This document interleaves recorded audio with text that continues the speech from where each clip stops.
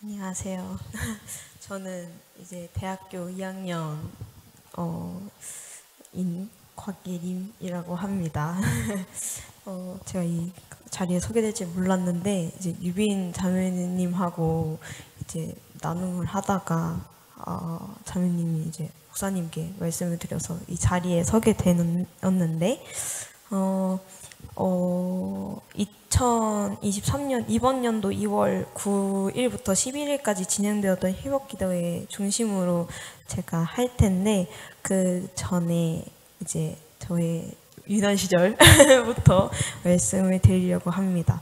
저는 엄마를 통해서 모태신앙이 된 케이스고 엄마가 언제 인격적으로 하나님을 만났는지는 잘 모르겠지만 그 당시 저희 집이 그렇게 막 하나님으로 인해서 막 행복하다, 막 이렇게 충만하고 이런 집은 아니었습니다. 어머니께서도 회복하고 계시는 중이었기 때문에 그리고 또 저는 위에 언니들과 다르게 굉장히 말썽을 많이 피웠어요. 그래서 엄마 아빠한테 시위도 좀 많이 하고요. 그래서 부모님은 저를 키우시면서 조금 다소 방치와 폭력적인 양육 태도로 저를 키우셨는데 저는 진짜 많이 맞아가지고 아빠가 말하기로는 너는 남자였으면 두 다리가 다 부러졌을 거다 라고 말하시고 정말 맞으면 맷집이 생긴다는 것도 저는 크면서 알았습니다. 그리고 또 저는 분리불안이 좀 심했는데 어느 정도로 심했냐면 엄마가 화장실을 갈 때 문을 그래도 닫으시잖아요. 아기를 보시다가도. 근데 저는 문을 닫으면 바로 울었어요. 어디에서든 엄마랑 항상 연결돼 있어야 할 정도로 그렇게 분리불안이 심했습니다. 그래서 저는 유치원도 잘 가지 못하고 초등학교 때도 잘 가지 못해서 이제 안 가겠다는 사투와 가게 하겠다라는 그런 전쟁을 하루하루마다 치렀습니다. 그렇게 3학년이 되고 점점 이제 학교에 적응을 해갈 차에 이제 4학년 때 일이 터집니다. 이제 누군가 제 책상에 돈을 넣고 자기 돈이 사라졌다. 그래서 자작극을 벌였는데 저는 점심을 맛있게 먹고 왔더니 그냥 어떤 애가 돈 사라졌다 하고 제 책상엔 그 돈이 들어있고 정말 아무것도 모르는데 그렇게 도둑이 된 상황이 벌어진 거죠. 근데 아이들은 이미 자기 눈으로 제 책상에서 돈이 나오는 걸 봤기 때문에 이제 저의 말을 믿어주지 않았고 곧이어 선생님도 저를 믿지 않고 오히려 엄청 추궁하고 이제 그 옆에 컴퓨터실이 있었는데 그 컴퓨터실에서 계속 붙잡아 두시면서 너가 진실을 말하기 전까지 나는 가지 않을 거다 라고 하시면서 몇 시간 동안 울면서 나 아니다 이렇게 말하기도 하고 그게 그래서 선생님은 이제 나에게 신뢰가 없다 이렇게 생각하고 이제 부모님께 말씀을 드렸는데 마침 그 해에 제 동생이 태어나고 아빠가 그때 사업을 망하셨던 때라 부모님도 그렇게 에너지가 없으시고 좀 방치하던 그런 양육 태도가 계속 있었기 때문에 큰 일로 받아들이시지 않으셨어요. 그래서 그때 부모님의 내가 진짜 훔치지 않았는데 아무도 내 말을 믿어주지 않고 선생님이 나한테 이렇게 했다 라고 말을 했지만 부모님께서 그게 무슨 별일인가 싶을 태도로 너가 무언가 잘못을 했겠지 이런 태도로 저를 바라보셨고 저는 그때 부모님께서 저를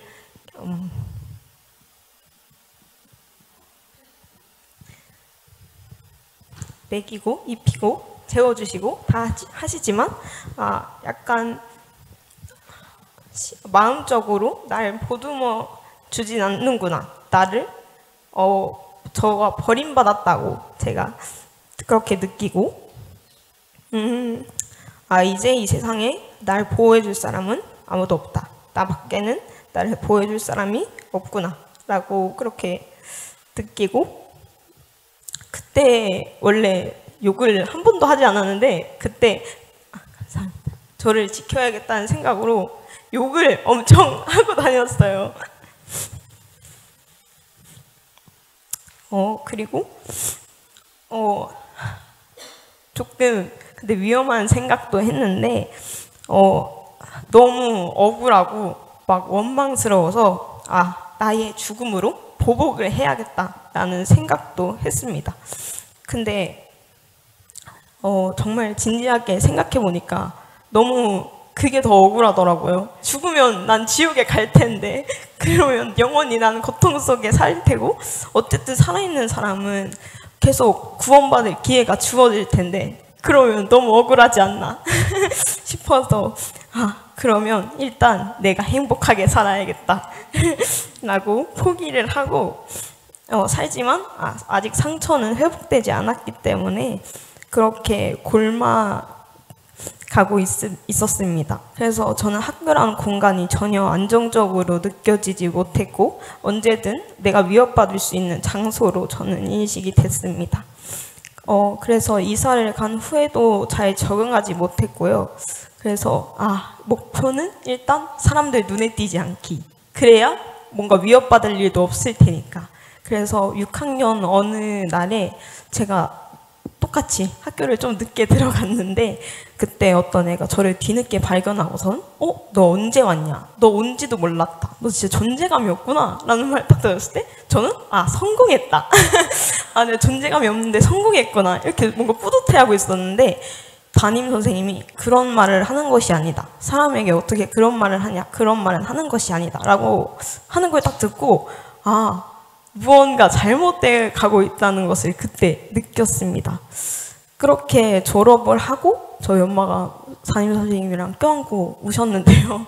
저는 그때 내가 졸업을 했다라고 하는 것보단 이제 앞으로 중고등학교 6년이 남아 있었기 때문에 너무 버겁고 무서웠습니다. 그렇게 일단 1학년은 이제 여차저차 그래도 잘 다니는데 거기선 아무도 괴롭히는 사람이 없음에도 불구하고 학교 가기가 너무 힘들고 겁이 나고 가슴이 너무 답답했어요. 학교에만 가면. 그래서 이제 집 밖에도 잘 못 나가겠고 사람들을 눈을 마주치는 것도 힘든 지경에 갑니다. 그래서 이제 2학년이 올라가서 학교를 처음 나가야 하는데 2학년이 되자마자 저는 집에 방 안에 틀어박혀서 안 나가게 돼요. 아무리 밖에서 엄마와 이제 유스 친구들 그리고 선생님이 와서 문을 두드려도 저는 열지 않았습니다. 그렇게 유급 위기에 놓여서 자퇴를 강제적으로 좀 하게 되고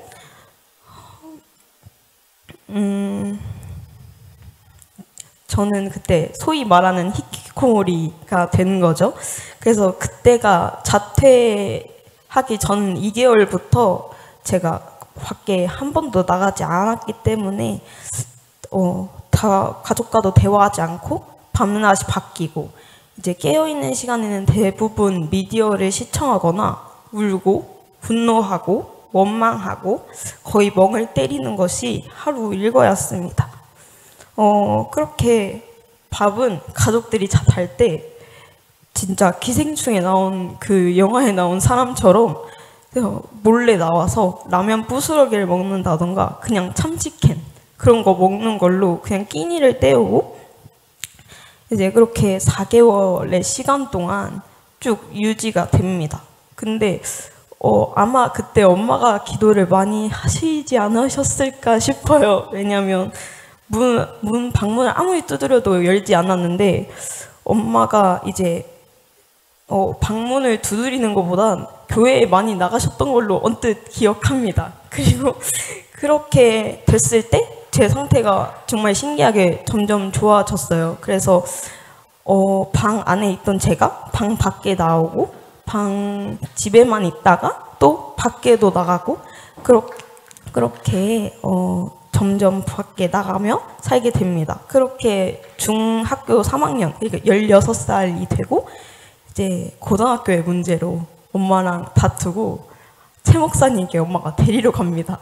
그리고 최 목사님께서 저를 막 설득하시는데 저는 그때 어떤 생각을 가지고 있었냐면, 그냥 이렇게 살다가 돈 벌 수 있는 나이 되면은 그냥 알바하고 그러고 살지 뭐. 어차피 나는 뭐 소망이 없는 삶이라고 저는 생각했습니다. 그래서 최 목사님께서 아무리 얘기를 해도 전혀 안 들렸어요. 그래서 최 목사님께서 나중에 시집은 갈 거 아니냐. 그래서 시집 갈 때도 그렇게 되고 문제가 좀 생길 수 있고 고등학교는 최소한 졸업을 해야 된다. 이러면서 말씀을 계속 하셨는데 전혀 안 들리고 이제 그냥 그러고 집에 와서 그냥 곰곰이 생각했어요. 근데 만약에 알바를 하거나 막 공장이라는 데를 취직을 해도 성실한 사람을 뽑지 지금 내 상태로 봤을 땐 날 뽑진 않을 것 같다. 이렇게 생각이 들고 만약에 그러다가 내가 소위 말하는 캥거루족이 되면 그 10살 밑에 있는 내 동생을 봤을 때 내가 너무 부끄러울 것 같은 거예요. 근데 그건 진짜 못 참겠더라고요.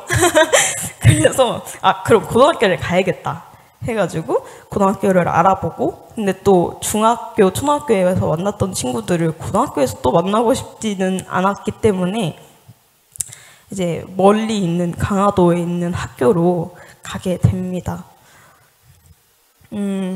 그때 기숙사를 거의 필수로 들어갔어요. 너무 멀어가지고 학교가. 근데 그래서 기숙사에 들어가서 이틀째가 되는 그 밤에 엄청 제가 패닉이 와요.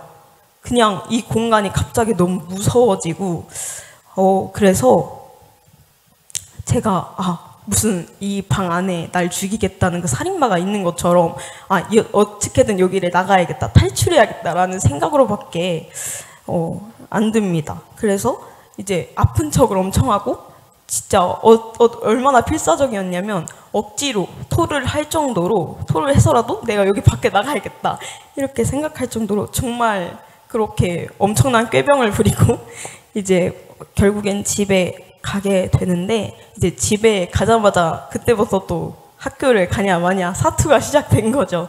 그래서 1학년을 사투를 엄마와 하면서 겨우겨우 다니고, 그러면서 1학년 때는 전설의 포켓몬이라는 별명까지 얻게 됩니다.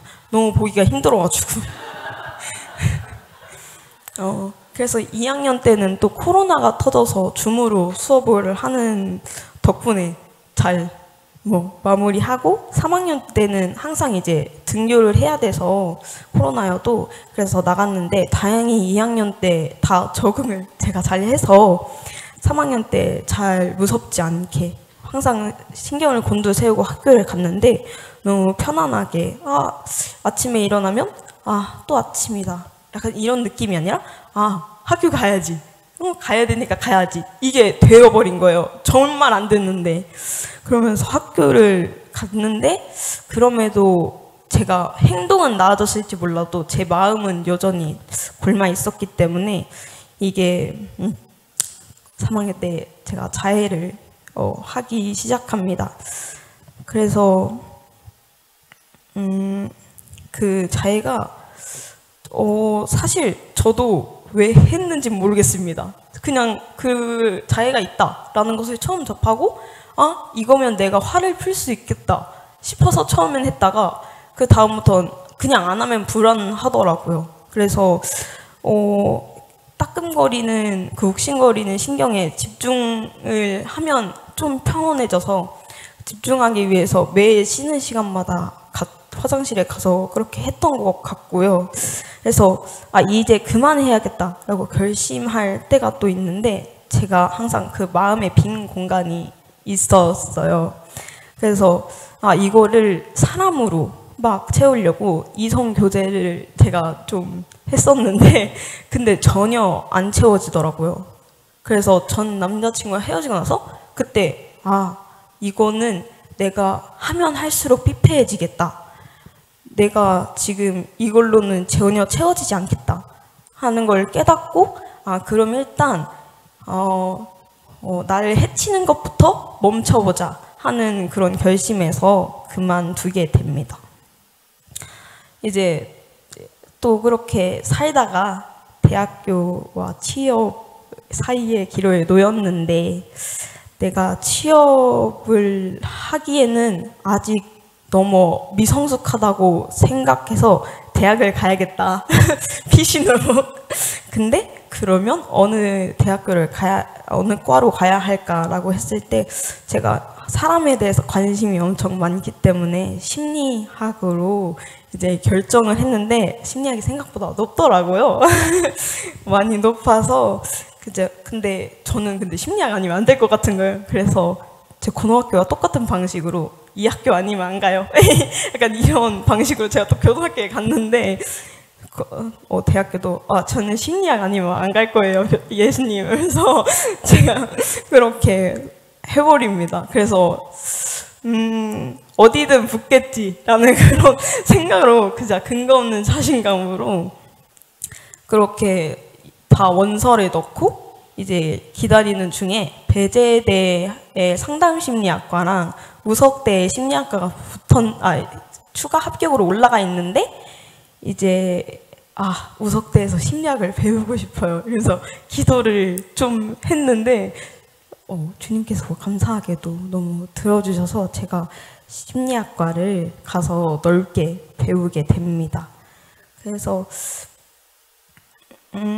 근데 대학에 가면 그래도 제가 원래는 자제력이 없고 전혀 제 뜻대로 저의 몸도 움직일 수 없었던 그 상태에서 이렇게 그래도 내가 주체적으로 살면 내 삶이 안정되고 좀 내 뜻대로 되고 좀 그래도 평온하고 기쁘고 그래야 되지 않나?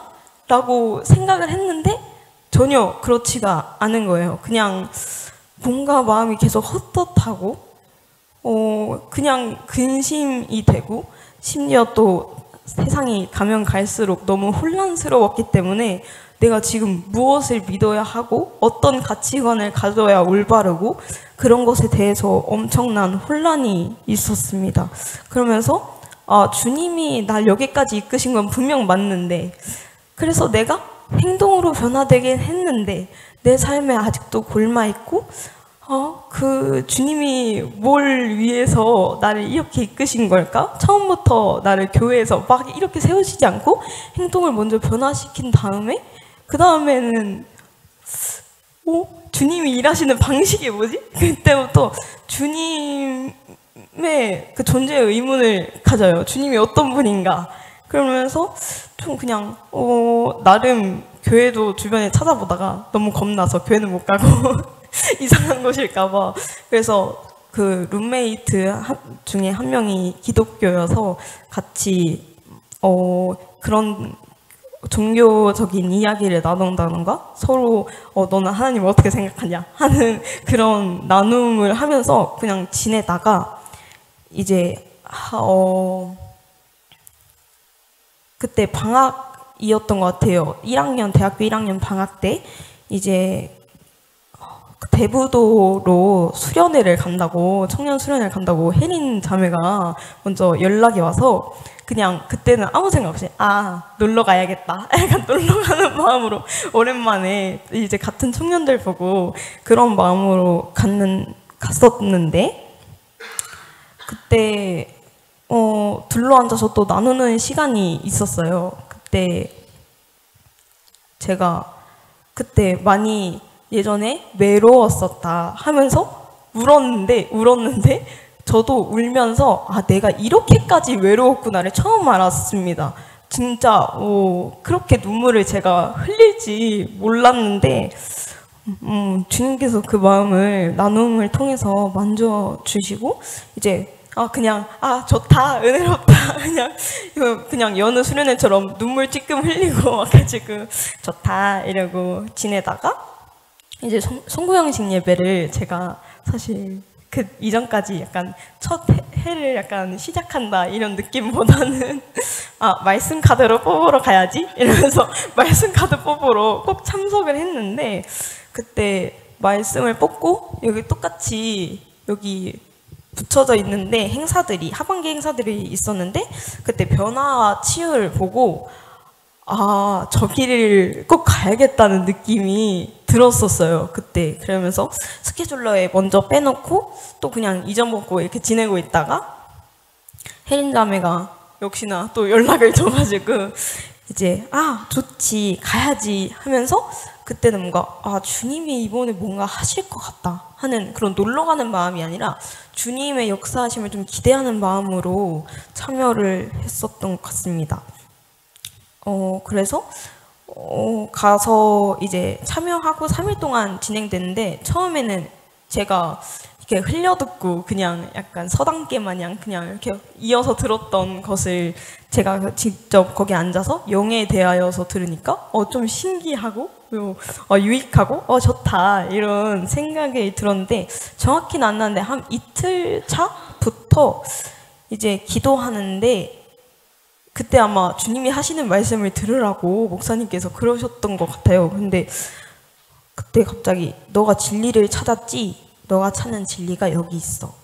라고 갑자기 그게 빡 들리는 거예요. 그래서 근데 목사님께서 말씀을 이제 하실 때 들으면 들을수록 너무 약간 이게 맞나 저게 맞나 이런 혼란스러움이 전혀 없고 진짜 저게 맞다 라는 느낌을 들으면서도 계속 느꼈기 때문에 맞다 여기 이게 진리다 라고 인정을 바로 하게 됩니다. 그러면서 갑자기 막 그렇게 비어있는 그 마음을 채우려고 아주 안간힘을 써도 안 됐던 그 마음이 정말 꽉 채워지더라고요. 정말 그때 너무 벅차고 그랬습니다. 그러면서 너무 평온하고 이게 진짜 평온함이구나. 이게 평온함구나. 그러면서 너무 느끼고 제가 또 중학교 때 방 안에서 울면서 주님 내가 힘들 때 같이 힘들고 울고 계시다고 하는데 정말 울고 계시냐 이러면서 좀 원망스러운 그런 말투로 말했었는데 그게 갑자기 떠오르면서 주님 저보다 죄송해요.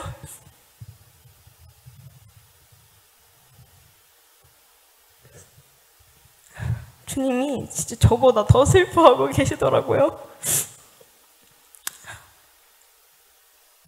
그리고 또 토설하는 시간이 있었는데 저는 기도하면서 소리를 잘 못 지르거든요. 근데 옆에서 혜리 자매가 감사하게도 먼저 질러줘가지고 더 쉽게 잘 지를 수 있었습니다. 그렇게 막 지르는데 마음 한켠에 억울한 게 너무 많이 느껴지는 거예요. 너무 억울하다 그러면서 그냥 마냥 소리 지르면서 울고 마지막 날 간증을 하고 이제 집에 가는데 진짜 제 힘으로는 절대 못하는 거거든요. 제가 세상에서 제일 못하는 게 용서인데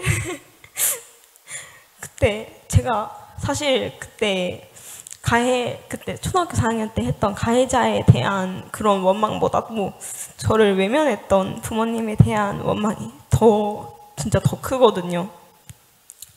그래서 옛날 얘기만 나오면 아빠가 그랬지 않냐, 엄마가 그렇게 잘못하지 않았냐 이러면서 그렇게 원망을 쏟아 부었는데 그게 원망이 해결이 된 거예요. 이제 최근까지도 옛날 얘기를 꺼내면 그냥 그랬었지. 그랬었지. 아빠도 많이 미성숙해서 그랬지. 아빠도 지금 많이 그때의 일을 가슴 아파하는구나.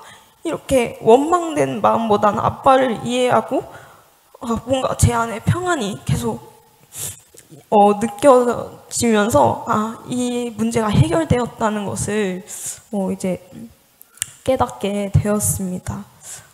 이렇게 저는 주님을 만났고요. 이렇게 주님이 저를 변화시켜 주시고 만져 주셨습니다. 네, 감사합니다.